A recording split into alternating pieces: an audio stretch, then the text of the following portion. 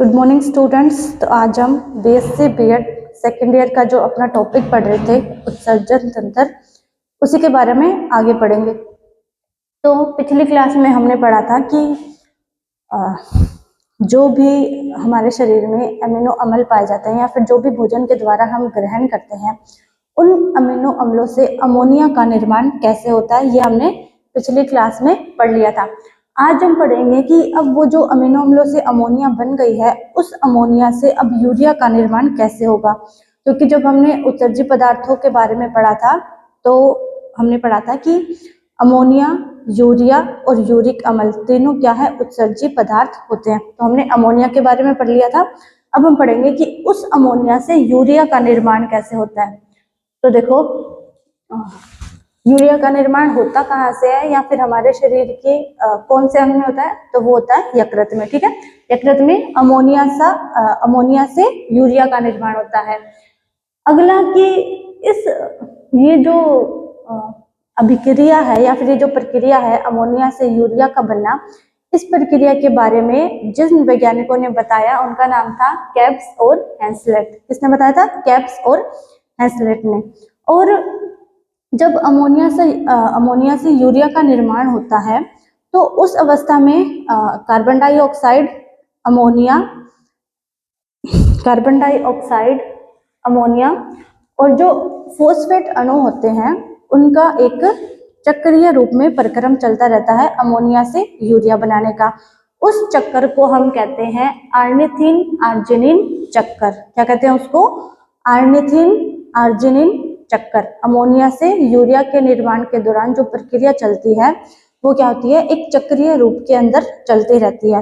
तो उस चक्कर को हम बोलेंगे आर्निथिन आर्जिनिन चक्कर। और इसके बारे में बताया किसने था? कैप्स और हेंसलेट ने। ठीक है, तो अब हम पूरी प्रक्रिया पढ़ते हैं कि अमोनिया से कैसे यूरिया का निर्माण होता है। तो सबसे पहली प्रक्रिया में देखो क्या होता है, अमोनिया, कार्बन डाइऑक्साइड और फॉस्फेट अणु जो कि किससे प्राप्त होते हैं? एटीपी से। एटीपी क्या होता है? एडिनो ट्राई फॉस्फेट, जो मतलब क्या करता है, ऊर्जा प्रदान करता है हमारे शरीर को। ठीक है, तो अमोनिया, कार्बन डाइऑक्साइड और फॉस्फेट, इन तीनों का क्या होता है, कार्बोमाइल फॉस्फेट सिंथेटेज एंजाइम की उपस्थिति में संघनन होता है, जिससे बनता है कार्बोमाइल फॉस्फेट। तो अमोनिया से यूरिया बनने की जो प्रक्रिया है उसका पहला चरण आता है कार्बोमाइल फॉस्फेट का निर्माण। क्या होता है? कार्बोमाइल फॉस्फेट का निर्माण। अब इसका निर्माण कैसे होता है कि जब अमोनिया से यूरिया बनने की प्रक्रिया शुरू होती है तो उसमें क्या होता है, अमोनिया, कार्बन डाइऑक्साइड और फॉस्फेट अणु। फॉस्फेट अणु कहाँ से प्राप्त होते हैं हमें? एटीपी से। एटीपी क्या होता है? Adeno try phosphate. तो इन तीनों का क्या होता है, संघनन होता है। कौन से एंजाइम की उपस्थिति में? कार्बोमाइल फॉस्फेट सिंथेटेज एंजाइम की उपस्थिति में अमोनिया, कार्बन डाइऑक्साइड और फॉस्फेट अणुओं का संघनन होता है कार्बोमाइल फॉस्फेट सिंथेटेज एंजाइम की उपस्थिति में, जिससे बनता है कार्बोमाइल फॉस्फेट। ठीक है, जिससे बनता है कार्बोमाइल फॉस्फेट। और ये जो अभिक्रिया होती है इसमें सहकारक के रूप में दो अभिकारक पाए जाते हैं। पहला मैग्नीशियम आयन और दूसरा होता है एन एसिटाइल ग्लूटामिक एसिड या फिर एन एसिटाइल ग्लूटामिक अम्ल। तो जब कार्बोमाइल फॉस्फेट का निर्माण होता है तो उस अभिक्रिया में सहकारक के रूप में मैग्नीशियम आयन और एन एसिटाइल ग्लूटामिक अम्ल पाया जाता है। ये पहला चरण पूरा हुआ अमोनिया से यूरिया बनने का, जिसमें कार्बोमाइल फॉस्फेट का निर्माण होता है। अब आता है दूसरा चरण। दूसरे चरण में क्या होता है कि जो कार्बोमाइल फॉस्फेट बना है उस कार्बोमाइल फॉस्फेट से क्या बनेगा? सिट्रुलिन और अकार्बनिक फॉस्फेट। तो देखो इसमें इस चरण में क्या होता है, जो कार्बोमाइल फॉस्फेट बना उसके साथ जुड़ जाता है आर्निथिन। तो एक अभिकारक बनता है जिसको हम बोलेंगे कार्बोमाइल फॉस्फेट आर्निथिन। ठीक है, क्या बोलेंगे? Carbamoyl phosphate ornithine. अब ये जो अभिकारक है ये आर्निथिन ट्रांस कार्बोमाइल एंजाइम की उपस्थिति में अभिक्रिया करके दो यौगिक बनाता है, जिसमें से पहला होता है सिट्रुलिन और दूसरा होता है अकार्बनिक फॉस्फेट। तो क्या हुआ, इसमें कार्बोमाइल फॉस्फेट बना पहले चरण में। तो कार्बोमाइल फॉस्फेट बनने के बाद क्या है, उसके साथ आर्निथिन जुड़ जाता है, तो ये बन जाता है कार्बोमाइल फॉस्फेट आर्निथिन। जो क्या करता है, एंजाइम ऑर्निथिन ट्रांसकार्बेमाइलेज की उपस्थिति में सिट्रुलिन और अकार्बनिक फॉस्फेट बनाता है। ठीक है, उसके बाद में यहाँ तक हो जाता है दूसरा चरण कंप्लीट। फिर आता है तीसरा चरण। तीसरे चरण में होता है आर्जिनिनो सक्सेनिक अम्ल का निर्माण। किसका निर्माण? आर्जिनिनो सक्सेनिक अम्ल। तो अब इसका निर्माण कैसे होता है? दूसरे चरण में जो सिट्रुलिन बना, ठीक है, दूसरे चरण में जो सिट्रुलिन बना वो सिट्रुलिन और एस्पार्टिक अम्ल आपस में अभिक्रिया करते हैं। ठीक है, इसके लिए एटीपी की आवश्यकता होती है और आर्जिनिनो सक्सिनेट सिंथेटेज एंजाइम की उपस्थिति में। ठीक है, क्या होता है, जो दूसरे चरण में सिट्रुलिन बना वो सिट्रुलिन और एस्पार्टिक एसिड आपस में मिलकर अभिक्रिया करते हैं, जिसमें एक तो एटीपी की आवश्यकता होती है और दूसरा कौन सा एंजाइम की उपस्थिति में? Argininosuccinic synthetase enzyme. Argininosuccinic synthetase enzyme की उपस्थिति में सिट्रुलिन और एस्पार्टिक अम्ल अभिक्रिया करके क्या बनाते हैं? आर्जिनिनो सक्सिनिक अम्ल। क्या बनाएंगे? आर्जिनिनो सक्सिनिक अम्ल। यहाँ तक हो जाता है तीसरा चरण कंप्लीट। फिर चौथे चरण में होता है आर्जिनिन फ्यूमेरिक अम्ल का निर्माण। आर्जिनिन फ्यूमेरिक अम्ल का निर्माण, तो इसमें क्या होता है, जो तीसरे चरण में आर्जिनिनो सक्सेनिक अम्ल बना था वो अम्ल आर्जिनिन या फिर आर्जिनिन सक्सेनिक अम्ल जो बना तीसरे चरण में, ये क्या करेगा? आर्जिनिन सक्सिनिक एंजाइम की या फिर आर्जिनिन सक्सिनेज एंजाइम की उपस्थिति में आर्जिनिन और फ्यूमेरिक अम्ल बनाता है। ठीक है, जो आर्जिनिनो सक्सिनिक अम्ल है वो क्या करेगा? आर्जिनिनो सक्सिनेज एंजाइम की उपस्थिति में दो यौगिक बनाता है, पहला आर्जिनिन और दूसरा फ्यूमेरिक अम्ल।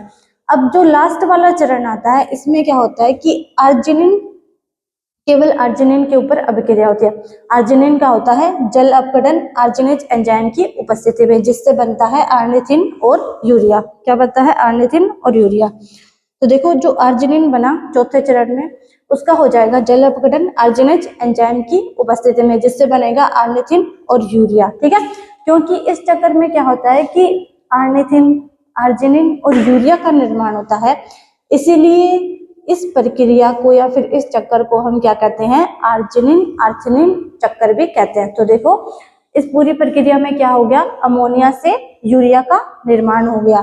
ठीक है, तो यूरिया भी क्या है? एक नाइट्रोजनी अपशिष्ट पदार्थ या फिर नाइट्रोजनी उत्सर्जी पदार्थ है। ठीक है, उसके बाद अगला टॉपिक है, जब हमने नाइट्रोजनी अपशिष्ट पदार्थों के बारे में पढ़ा था तो हमने उसमें पढ़ा था जो मेन होते हैं वो होते हैं अमोनिया, यूरिया और यूरिक अम्ल।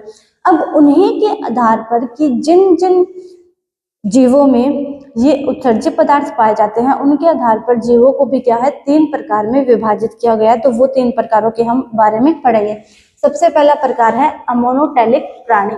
तो अमोनोटेलिक प्राणी कौन से होते हैं? ऐसे प्राणी जिनमें जो अमोनिया है वो मुख्य उत्सर्जी पदार्थ के रूप में पाई जाती है, ऐसे प्राणियों को हम बोलेंगे अमोनोटेलिक प्राणी, जिनमें अमोनिया उत्सर्जी पदार्थ के रूप में पाई जाएगी। ठीक है, अब होता क्या है कि जब हमने क्या पढ़ा था कि अमोनिया के उत्सर्जन के लिए काफी मात्रा में क्या है? पानी की आवश्यकता होती है। ठीक है, और जैसे ही अमोनिया उस जीव के शरीर के अंदर बनता है तो क्या होता है कि उसको जल्दी से जल्दी शरीर से बाहर निकालना जरूरी होता है, क्योंकि अगर अमोनिया ज्यादा देर तक उस जीव के शरीर के अंदर रहेगा तो उस जीव के शरीर में क्या है, उस जीव के शरीर को खतरा रहेगा, या फिर उत्सर्जी पदार्थ है ज्यादा देर तक बॉडी के अंदर नहीं रख सकते क्योंकि जो अंदर बॉडी है वो खराब हो जाएगी। तो देखो, अमोनिया के लिए क्या होता है कि अमोनिया के उत्सर्जन के लिए सबसे ज्यादा जल की आवश्यकता होती है। ठीक है, और जब जल की आवश्यकता होती है तो अमोनिया उन्हीं जीवों के अंदर उत्सर्जी पदार्थ के रूप में बनता है जो कि जल के अंदर पाए जाते हैं। जैसे देखो, जितने भी समुद्री अकशेरुकी प्राणी हैं, अब अकशेरुकी प्राणी कौन से होते हैं? ऐसे प्राणी जिनमें उनके जीवन की किसी भी अवस्था में रीढ़ की हड्डी या फिर रीढ़ की हड्डी जैसी कोई भी संरचना नहीं पाई जाती है, ऐसे जीवों को हम बोलेंगे अकशेरुकी प्राणी। तो जितने भी अकशेरुकी प्राणी जो कि समंदर के अंदर पाए जाते हैं उन सब जीवों में क्या है? अमोनिया मुख्य उत्सर्जी पदार्थ के रूप में पाया जाता है। ठीक है, उसके बाद में एलवण जलीय कशेरुकी।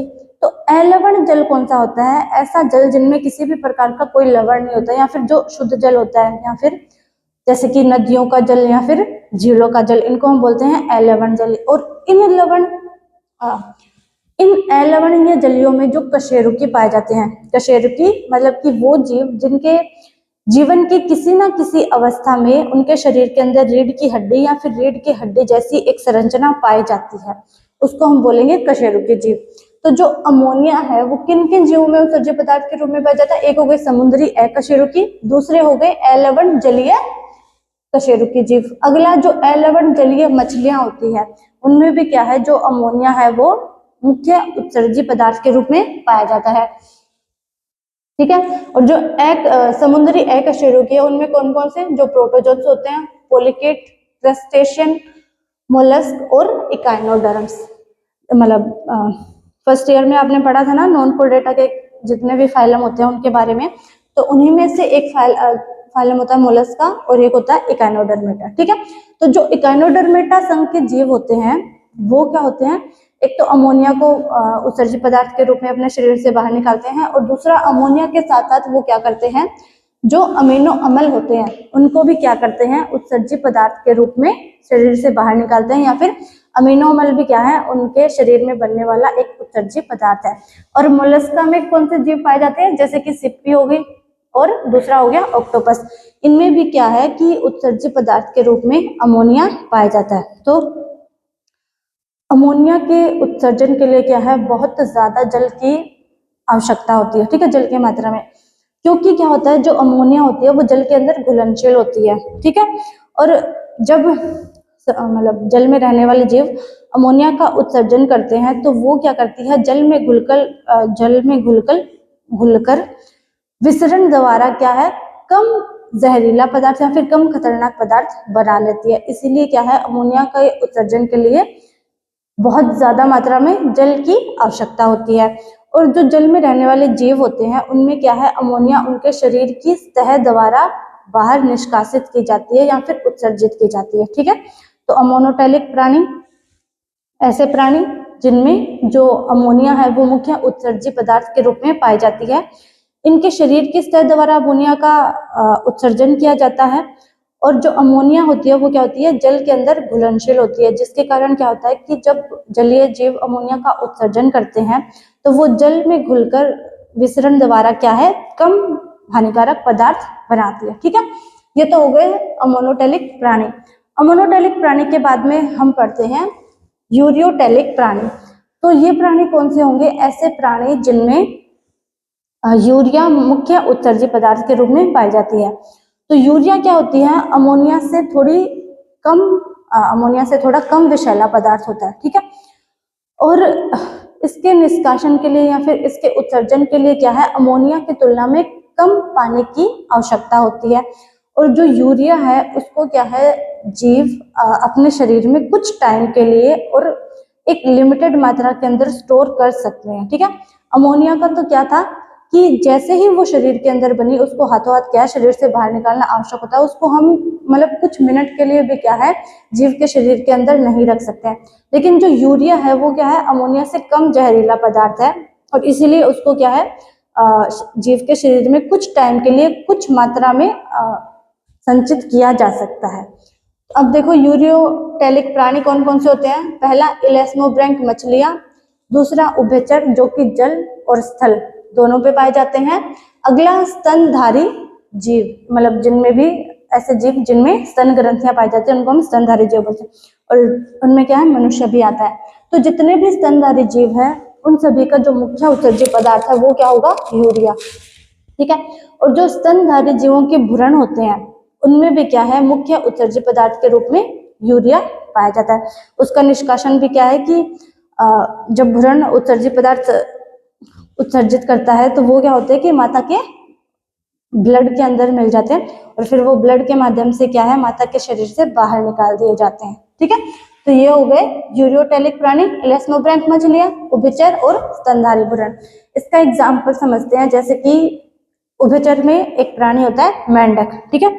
अब मेंढक क्या है कि जब एक वयस्क मेंढक का निर्माण होता है तो उससे पहले क्या है, मेंढक का एक लार्वा पाया जाता है जो क्या होता है, जलीय होता है। इसीलिए उसमें जो मुख्य उत्सर्जित पदार्थ है वो क्या होता है, अमोनिया होती है। क्यों? क्योंकि जो मेंढक का लार्वा होता है, टैडपोल लार्वा, वो क्या है, जल के अंदर पाया जाता है।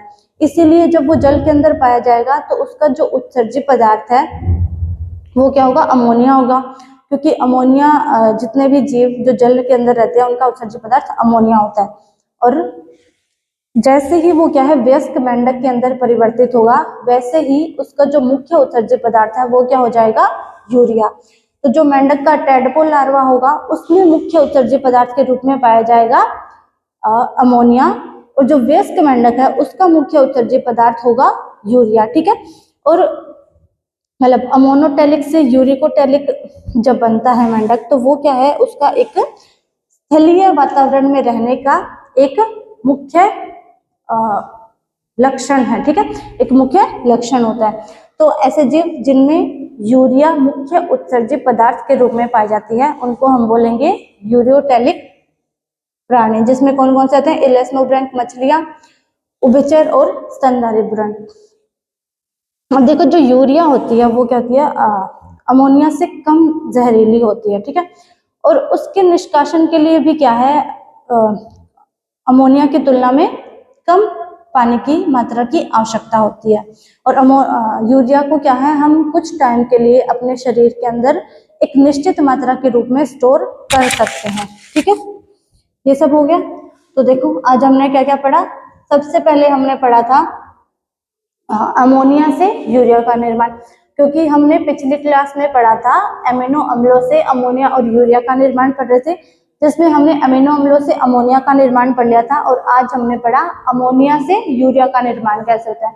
तो ये जितनी पूरी की पूरी जो प्रक्रिया है अमोनिया से यूरिया के निर्माण की, ये संपन्न कहाँ होती है, यकृत के अंदर। ठीक है, और इस प्रक्रिया को बताने वाले वैज्ञानिक कौन से थे, कैप्स तथा हेंसलेट। ठीक है, और इस ये जो मतलब पूरी की पूरी अभिक्रिया होती है अमोनिया से यूरिया का निर्माण, ये क्या है, एक चक्रीय प्रक्रम के रूप में संपन्न होती है। इसीलिए इसे हम आर्निथिन आर्जिनिन चक्कर भी कहते हैं। ठीक है, तो इसमें देखो कई सारे अमोनिया से यूरिया बनने की जो प्रक्रिया है उसमें बहुत सारे स्टेप्स पाए जाते हैं। तो पहले स्टेप में क्या होता है, कार्बामाइल फॉस्फेट का निर्माण होता है। कैसे कि जो अमोनिया है, कार्बन डाइऑक्साइड है, और जो फॉस्फेट अणु है जो कि किससे प्राप्त होते हैं, एटीपीसी, ये क्या करते हैं, कार्बोमाइल फॉस्फेट सिंथेटिक एंजाइम की उपस्थिति में इनका संघनन होता है, जिससे प्राप्त होता है कार्बोमाइल फॉस्फेट। और इसमें सहकारक के रूप में मैग्नीशियम आयन और N acetyl glutamic acid present होता है। ठीक है, फिर कार्बामाइल फॉस्फेट बन गया, तो सेकंड चरण में क्या होगा, इस कार्बामाइल फॉस्फेट से निर्माण होगा सिट्रुलिन और अकार्बनिक फॉस्फेट का। तो देखो कार्बामाइल फॉस्फेट के साथ आर्निथिन जुड़ जाता है, जिससे बनता है कार्बामाइल फॉस्फेट आर्निथिन। ये क्या करता है, आर्निथिन ट्रांस कार्बामाइलेज एंजाइम की उपस्थिति में दो यौगिक बनाता है, पहला सिट्रुलिन और दूसरा अकार्बनिक फॉस्फेट। ठीक है, तीसरे चरण में क्या होगा, जो ये सिट्रुलिन बना और इसके साथ एस्पार्टिक अम्ल, जब इन दोनों की अभिक्रिया होगी आर्जिनिनो सक्सिनिक सिंथेटिक एंजाइम की उपस्थिति में और एटीपी की आवश्यकता होगी, मतलब ऊर्जा की आवश्यकता होगी, तो सिट्रुलिन और एस्पार्टिक अम्ल से बनेगा आर्जिनिनो सक्सिनिक अम्ल। ठीक है, यहाँ पे हो जाता है तीसरा चरण कंप्लीट। उसके बाद में अगले चरण में आर्जिनिनो सक्सिनिक अम्ल आर्जिनेज एंजाइम की उपस्थिति में बनाता है आर्जिनिन और फ्यूमेरिक अम्ल।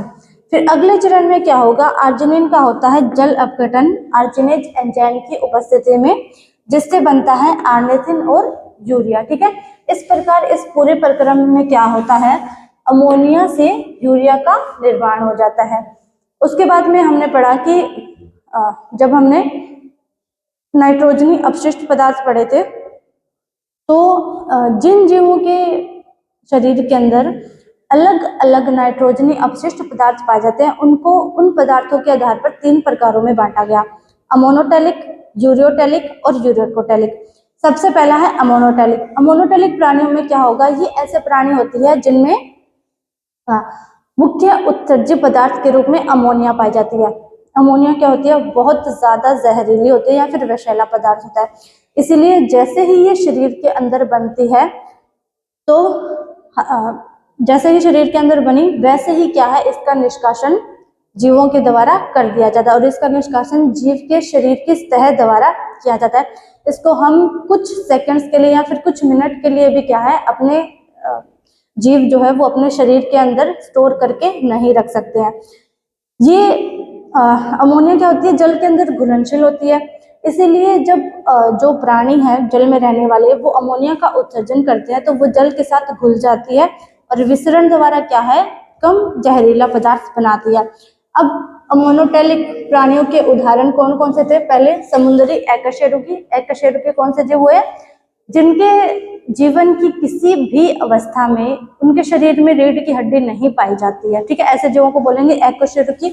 और कशेरुकी ऐसे जीव जिनके जीवन की किसी ना किसी अवस्था में क्या है, रीढ़ की हड्डी या फिर उसके जैसी कोई संरचना पाई जाए, उनके बोलेंगे कशेरुकी। तो देखो अमोनोटेलिक प्राणी कौन से हुए? सबसे पहले समंदर में रहने वाले एकशेरुकी प्राणी और अलवण जलीय कशेरुकी। अलवण या जल कौन सा हो गया? जिसमें कोई भी लवण उपस्थित नहीं होते हैं, जैसे कि नदियों का जल हो गया फिर झीलों का, ठीक है। उसके बाद जो अलवणीय जलीय मछलियां हैं वो भी अमोनोटेलिक प्राणी होगी। उसके बाद जो समुद्री एकशेरुकी थे उनमें भी कौन कौन से? प्रोटोजोन, पोलिकेट, क्रस्टेशियन, मोलस्का और इकाइनोडर्मेटा संकेजीव। तो जो इकाइनोडर्मेटा संकेजीव है वो अमोनिया के साथ साथ क्या करते हैं, अमीनो अम्लों का भी उत्सर्जन करते हैं। उसके बाद में जो मोलस्का संकेजीव है उनमें कौन कौन से जीव आएंगे? ऑक्टोपस और सिप्पी, ठीक है। अमोनोटेलिक के बाद हमने पढ़ा यूरियोटेलिक प्राणी। यूरियोटेलिक प्राणी कौन से होते हैं? ऐसे प्राणी जिनमें मुख्य उत्सर्जी पदार्थ के रूप में यूरिया पाया जाता है, ठीक है। यूरिया क्या होता है? अमोनिया की तुलना में कम विषैला पदार्थ होता है और इसके उत्सर्जन के लिए क्या है, अमोनिया की तुलना में कम मात्रा की आवश्यकता होती है। क्योंकि यूरिया कम विषैला पदार्थ होता है तो इसको क्या है, हम कुछ टाइम के लिए अपने शरीर के अंदर एक निश्चित मात्रा के रूप में स्टोर कर सकते हैं, तो ये ज्यादा नुकसान नहीं पहुंचाता है, ठीक है। अब जो यूरियोटेलिक प्राणी हैं उनके उदाहरण, जो इलेस्मोब्रैंक मछलियां होती है, जो उभयचर जंतु होते हैं जो जल और स्थल दोनों अवस्थाओं में पाए जाते हैं, और दूसरा स्तनधारी जंतु जिनमें की स्तन ग्रंथियां पाई जाती है, जिनमें मनुष्य भी आता है। तो अगर क्वेश्चन आए कि मनुष्य का मुख्य उत्सर्जी पदार्थ कौन सा है, तो याद रखना यूरियो, और मनुष्य क्या है कि यूरियोटेलिक प्राणी है, ठीक है। अब जो स्तनधारी जीव होते हैं उनका जो भ्रूण होता है उसके अंदर भी क्या है, मुख्य उत्सर्जी पदार्थ के रूप में यूरिया ही पाई जाती है। तो जब भ्रूण क्या करता है, यूरिया का उत्सर्जन करता है, तो वो क्या होती है, मादा के रक्त के साथ मिल जाती है और फिर उसके द्वारा क्या है, मादा के शरीर से बाहर निकाल दी जाती है। ऐसे ही अगर एक उदाहरण ले जैसे कि मेंढक का, तो जो वयस्क मेंढक होता है वो क्या होता है, यूरियोटेलिक प्राणी होता है, मतलब कि वो क्या होता है, यूरिया का उत्सर्जन करता है। लेकिन जो मेंढक का लार्वा होता है, टैडपोल लार्वा, वो क्या करता है, एक अमोनोटेलिक प्राणी होता है और वो अमोनिया का उत्सर्जन करता है। क्यों? क्योंकि जो टैडपोल लार्वा होता है वो जल के अंदर पाया जाता है, मतलब वो स्थल पे नहीं पाया जा सकता, उसको जल की ही आवश्यकता होती है जीवित रहने के लिए। क्योंकि वो जलीय प्राणी है इसलिए वो क्या करेगा, अमोनिया का उत्सर्जन करेगा उत्सर्जी पदार्थ के रूप में, ठीक है। आज हमने दो प्रकार के प्राणियों के बारे में पढ़ लिया, अमोनोटेलिक और यूरियोटेलिक। कल हम पढ़ेंगे यूरिकोटेलिक प्राणी, जिनमें क्या होता है, मुख्य उत्सर्जी पदार्थ यूरिक अम्ल होता है। और उसके बाद में हम पढ़ेंगे हमारे वृक्क की जो संरचनात्मक और क्रियात्मक इकाई होती है नेफ्रॉन, ठीक है, उसकी संरचना के बारे में और हम पढ़ेंगे कल। तो आज के लिए इतना ही।